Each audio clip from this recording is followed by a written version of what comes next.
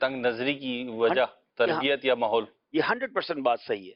जब तंग नज़र लोगों के साथ इंसान रहता है, तो उसकी नज़र तंग हो जाती है। अब उनके वालिदैन की अगर तंग नज़री है, हर किसी में ऐब ढूँढने हैं, हर बात में क्रिटिसाइज़ ही करना है, हर किसी को नेगेटिव ही देखना है, तो बच्चा उसी माहौल में बड़ा हो रहा है ना।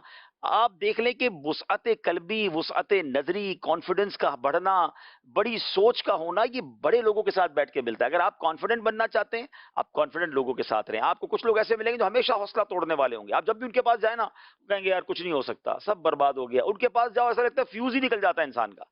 जाए ना ऐसे लोगों के पास। आप ऐसे लोगों के पास बैठे जो ऑलवेज़ मोटिवेटेड होते हैं, हमका हौसला होता है, वो बड़े कामों के बारे में सोचते हैं, आपका भी विज़न बड़ा हो जाता है। तो वालिदैन को भी चाहिए कि खुद भी वुसअत नज़री रखें और अपने बच्चों का भी ज़हन बड़ा करें। उनको कहें बेटा पॉज़िटिव सोचो, लोगों के लिए अच्छा सोचें। आप पता है शरीयत में लिखा है कि सखावत सिखाई जाए अपने बच्चों को। अपने बच्चों के हाथ से आप अल्लाह की राह में खर्च करवाएँ ताकि बच्चा सखी बने। अब वालिद भी कंजूस और बच्चे को भी कहीं खर्च ना करने दें, तो आगे उनका बच्चा भी बख़ील बनेगा, कंजूस बनेगा और आगे जाके वालिदैन के इसाले सवाब के लिए भी खर्च नहीं करेगा। ठीक। तो ये ज़िम्मेदारी है वालिदैन की कि खुद भी वुसअत नज़री का मुज़ाहिरा करें, बच्चों का भी ज़हन बड़ा करें, उनको बड़ा सोचने दें, विज़न बड़ा करें ताकि वो ज़िंदगी में बड़े काम कर सकें। इसमें मैं एक पहलू लेना चाह रहा हूँ कि आज आप देखिए कि बहुत बड़ा इशू है, बच्चों की शादियों का इशू है, खानदान में रिश्ते नहीं मिल रहे, यूं नहीं मिल रहे।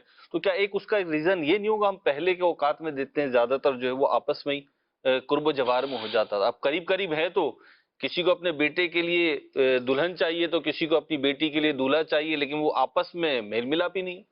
उसकी वजह हो जाती है ना कि जब वो खानदान के बारे में जानते हैं कि वो अपने बच्चों पे खर्च नहीं कर रहा, अपने बच्चों को किसी चीज़ की इजाज़त नहीं दे रहा, हर वक़्त सख्ती वाला माहौल है, फैमिली तो ज़्यादा जानती है। जी। खानदान वाले जानते हैं कि यार माँ-बाप हर बच्चे के हर मामले में टाँग अड़ा रहे हैं, तो हमने अपनी बेटी दे दी तो उसकी ज़िंदगी भी खराब हो जाएगी। सही है। यानी उनकी तंग नज़री उनके आने वाले रिश्तों में भी रुकावट बन रही है। सही है। उनकी फैमिली की ग्रो में भी रुकावट बन रही है। बल्कि मुझे आज भी किसी ने कहा कि आप ये बात कीजिएगा कि अपने बच्चे को इतना यूँ समझिए कि कैद रखा, उसकी ग्रो ही नहीं हो सकी, वो माशरे का फर्द प्रॉपर बन ही नहीं सका। बाज़ औक़ात तो बच्चा एक तरह से माज़ूर हो गया। हाँ, पैम्पर्ड करके रखते हैं। पैम्पर्ड करके रखा, अब उसकी शादी करा दी। अब किसी और औरत की भी ज़िंदगी बर्बाद कर दी आपने, क्योंकि उसको तो मर्द बनने ही नहीं दिया हमने। हम्म। उसको तो उँगली पकड़ के ही चलाया और उँगली पकड़ के ही ज़िंदगी गुज़ारी उसने, आगे का जाके उसने कुछ किया ही नहीं। जी। तो अब आपने एक आने वाली औरत, एक लड़की की ज़िंदगी भी बर्बाद कर दी ना, उसको शौहर चाहिए था, उसको बच्चा थोड़ी चाहिए था कि सही। मुझे खुद भी उसको सँभालना पड़ेगा।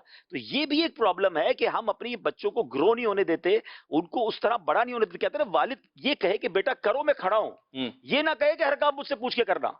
आपने अपने बच्चे का पहले ही फ्यूचर किल कर दिया जब आपने कहा कि कुछ भी पूछ के मुझसे नहीं करना, गलती की तो तुम्हारी खैर नहीं है। एक्सपर्ट तो मना करते हैं कि अपने बच्चों को इतना पैम्पर्ड भी ना करें कि जब वो लाइफ के थपेड़े उन पे पड़े तो वो सर्वाइव भी ना कर पाए। देखिए स्विमिंग स्विमिंग जो है ना, जी। तैराकी, उसको सिखाने का तरीका ये होता है कि उसको पहले पानी में डाल दें। हम्म। वो हाथ पैर मारेगा, जब डूबने लगे तो उसको संभालें। आपके डूबना नहीं, डूबोगे तो ये हो जाएगा, पानी में उतरोगे तो ये हो जाएगा, तो कभी भी तैराकी नहीं सीख सकेगा। ठीक। तो अपने बच्चे को अगर बड़े काम करवाने हैं तो उसको हौसला दें, उसको करने दें। गलतियां वो करेगा, मगर आप पीछे से उसको सपोर्ट करें, इंशाल्लाह वो आगे बढ़ेगा।